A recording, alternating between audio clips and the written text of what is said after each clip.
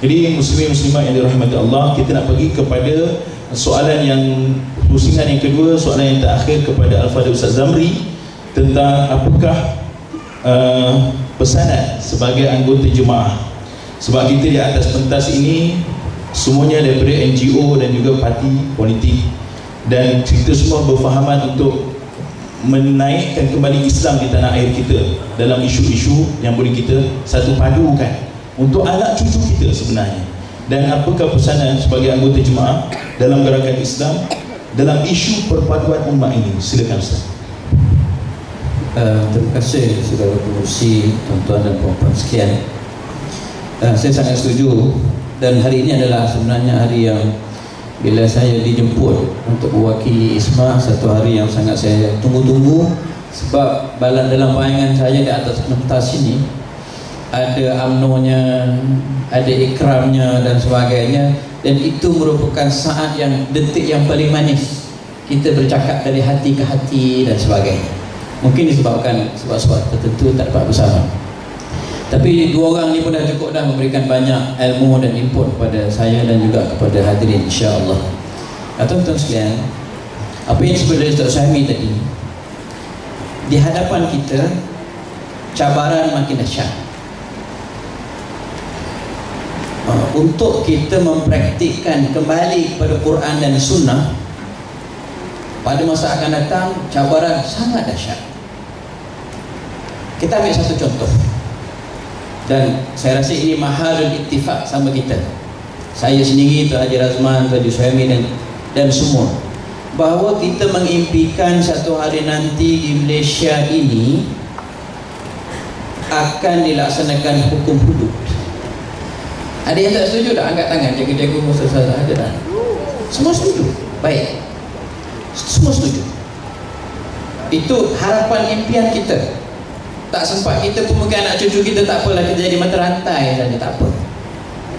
Tetapi cabaran dia, cabaran nanti akan datang. Kita tengok, sebelum pun hasad kerajaan Kelantan untuk melaksanakan hukum Al-Quran negeri Kelantan, puak-puak komando,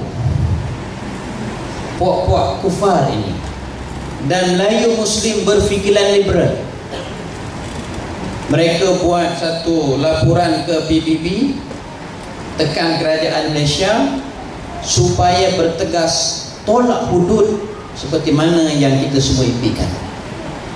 Dari sudut politik, bukan setakat itu. Ini laporan dia dalam tahun 2009, perkara B5. Dalam laporan mereka dalam D5 pula, mereka mengatakan bahawa kerajaan Malaysia menggunakan kuasa agama untuk mengharamkan makyung seperti di Kelantan tahun 2006. Itu baru makyung. Maknanya di hadapan kita tidak lagi semudah dulu angan-angan cita-cita kita. Kerana di hadapan kita itu kadang-kala hari ini dia kawan kita, manik muka dengan kita, punya belah belakang dia cucuk kita. Sebab itu formulanya, tuan-tuan sekalian, formulanya adalah, tuan-tuan sekalian, untuk bagaimana kita kita cuba untuk menggerakkan dan mencapai cita-cita ini, tuan-tuan sekalian, perlu kepada kesepakatan umat Islam. Bila di tangan tuan-tuan sekalian, di tangan kita itu anak-anak kita, insya-Allah, iaitu mereka yang meletakkan politik Islam melepasi daripada politik kepartian. Politik dilihat dari helikopter view. Kerana politik kepartian kadang-kadang kita terjerat, terpaksa juga mengambil kira rakan-rakan yang lain, dan kita memerlukan suara kita sendiri. Sebab itu saya ada 3-4 saranan untuk saya dan juga tuan-tuan sebagai gerakan Islam. Bagaimana kita boleh mula bertindak daripada sekarang. Yang pertama, kita kena kembalikan sesuatu itu kepada asal, kepada yang asal.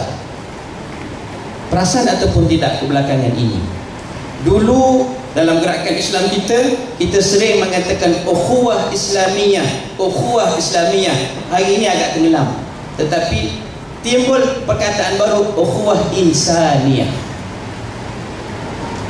Ukhuwah Islamiyah sudah agak tenggelam kerana kita sudah ganti dengan ukhuwah Insaniyah. Kenapa timbul ukhuwah Insaniyah? Sebab kita sudah engage dengan orang-orang yang tidak seakidah dengan kita, yang pada saat dan ketikanya perlu untuk diambil hatinya. Kita kembali kepada asalah. Bila kita sebut kezaliman, urus tadbir negara yang di sana ada unsur-unsur kezaliman, ya, itu kezaliman. Tapi kita kena kembalikan kepada asalah kezaliman. Inna syirka la zulmun azim. Syirik itulah kezaliman yang paling besar. Maknanya mengembalikan kepada asalah, kepada keaslian ma'ani. Pertama. Yang kedua, tuan-tuan sekalian, kita hormati institusi ulama dalam gerakan kita. Sebab gerakan kita gerakan Islam yang sudah tentu yang akan memberikan pandu arahnya adalah orang yang lebih faham mengenai Islam itu sendiri, orang yang faham Quran dan Sunnah. Dalam ISMA ada majlis ulamanya, dalam PAS ada dewan ulamanya, dalam ABIM dia ada instrumen dia sendiri. Beri kebebasan kepada mereka untuk membuatkan panduan-panduan, dan kita ajak ahli untuk kita hormati institusi itu. Ya, kita ada ijtihad masing-masing, tetapi bila ijtihad itu kita padankan dengan sumber yang dua tadi, kan kita nak kembali kepada Quran dan Sunnah tadi, dan Quran dan Sunnah itu lebih difahami mudah-mudahan oleh para ulama kita dalam gerakan kita sendiri. Dan apa pandangan mereka itu, mudah-mudahan kalau mereka salah ijtihad pun mereka dapat satu, kalau betul dapat. Yang kedua. Yang ketiga, tuan-tuan sekalian, mau kita bersihkan soft kita daripada golongan kutlah yang bermasalah nanti. Contohnya, mari kita bersihkan soft gerakan kita daripada golongan Syiah. Percayalah, tak kala kemenangan besok, inilah yang akan bawa masalah. Seperti mana yang berlaku di sekarang, berlaku di Mesir. Akhirnya Syiah bergabung dengan Sisi. Dan juga aliran-aliran Syiah satu hal, aliran-aliran Muslim Melayu berfikiran liberal, merayap masuk habis dalam banyak institusi. Seperti mana Ustaz Suhaimi sebut tadi, persidangan pemikiran Kasim Ahmad berlaku hari ini dan besok. Ustaz Suki Osman, UKM, tak salah, dia WhatsApp, dia kata dalam perhimpunan itu diresmikan oleh Tun Mahathir di leadership foundation Malaysia di Putrajaya atau ke mana, diresmikan oleh Tun Mahathir tentang pemikiran Kasim Ahmad. Dan yang hadir itu tidak ada pun pakar hadis dan tidak ada pun pakar Islam, yang ada Ustaz Suki. Dia dikata atas dasar saya takut berdosa duduk sekali, dia bercakap juga. Tapi di antara solusi yang sangat bahaya di kalangan ilmuwan yang hadir ketika itu mengatakan hadis bukan sumber umat Islam. Itu cukup bahaya. Itu cukup bahaya. Aliran-aliran Islam moderat ini cukup bahaya, dan dia merayap seperti mana yang disebut oleh Ustaz Suhaimi tadi, akal diletakkan di atas nas. Akal atas nas. Sebab itu para ulama kita, mudah-mudahan pada majlis ulama di gerakan masing-masing dia akan berfikir tawazun antara menolak mudarat dengan menolak mudarat dengan menarik maslahah. Dalam istilah kita biasa belajar, darul mafasid muqaddam ala jalbil masalih.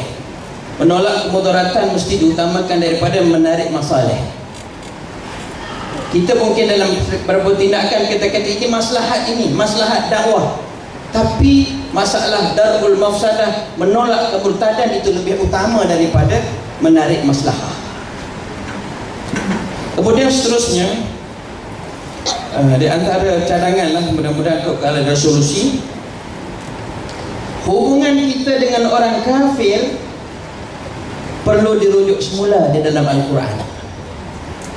Bukan 24 jam kita berkeras, bukan 24 jam kita sentiasa berlembut.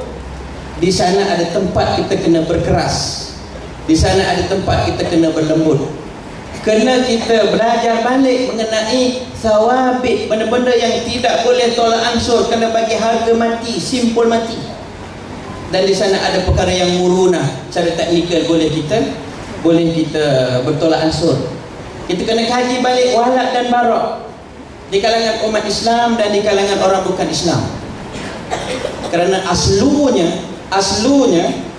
hubungan kita sesama Islam mesti dimulakan asyidda'u 'alal kufar ruhama' bainahum.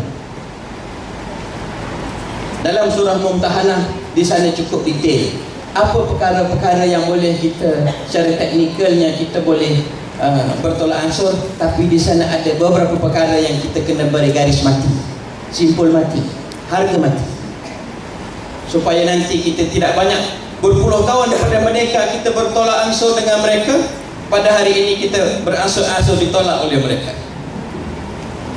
20 tahun kita bagi muka pada mereka, kita sudah hilang air muka pada hari ini. Sebab kita seperti disebut oleh dua panel tadi, panduan Quran dalam hubungan kafir Muslim kita tidak lihat balik. Atas alasan apapun, Quran dan hadis itu adalah panduan kita. Kemudian seterusnya tuan-tuan sekalian,